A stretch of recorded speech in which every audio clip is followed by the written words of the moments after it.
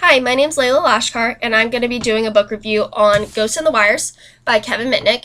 This book is essentially about the life of Kevin Mitnick. He was one of the world's most notorious hackers, definitely one of the world's most elusive hackers.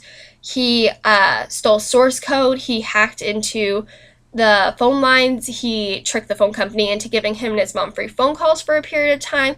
He even listened in on FBI phone calls. He tricked the Social Security Agency and the DMV into giving him private information.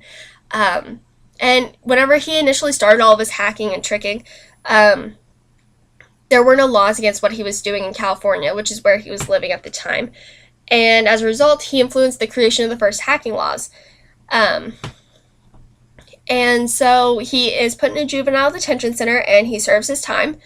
And whenever he gets out, he is now an adult, and he still doesn't see the time that he served in prison as a big enough penalty to stop him from hacking again. And he almost immediately goes back to hacking. He even hacks into his probation officer's phone lines so that he can listen in and make sure that he's not being talked about. He even hacks into the FBI phone lines and listens in and makes sure that he's not being talked about on their lines either. However, his name is eventually said on one of those phone lines, and he panics and he runs. He leaves behind his mom and his grandma, who he's really close to, and throughout the book, they really do just about anything he requests. But he does leave them.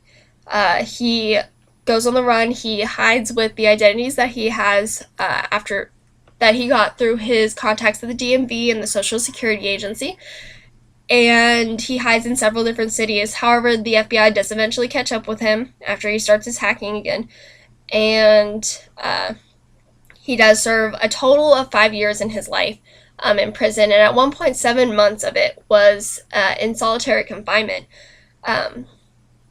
So he does serve some penalties for the hacking that he did. And whenever he does get out of prison, he's actually revered as one of the most knowledgeable security consultants in the country, because who better to check your security system than a former hacker, because they know all the ways that you can get in. A few theoretical constructs that are described in the book are the first is interpersonal deception theory, which in the book he calls social engineering, which is more or less just pretending to be someone you're not and getting the person on the other end of the phone line to correct or to say something or to give you the information that you're looking for. Another is cognitive dissonance theory. He uses this whenever he pretends to be like a person in power and talking to someone on the phone line, and he will say something wrong or misspeak so that the person on the other end of the phone line will correct him so as to eliminate the dissonance that someone in power has the wrong information. And as a result, they end up giving him the information that he was looking for. He also uses the social network theory a lot. He even has a contact at the Social Security Agency who believes that he's a detective, and he's looking for people who are stealing identities. And she's actually just giving a random person a bunch of private information and social security numbers. So he uses the network theory a lot, not just in that instance, but several different instances throughout the book. Lastly are the logical reactions to incentives and penalties. He does this whenever he's tricking people.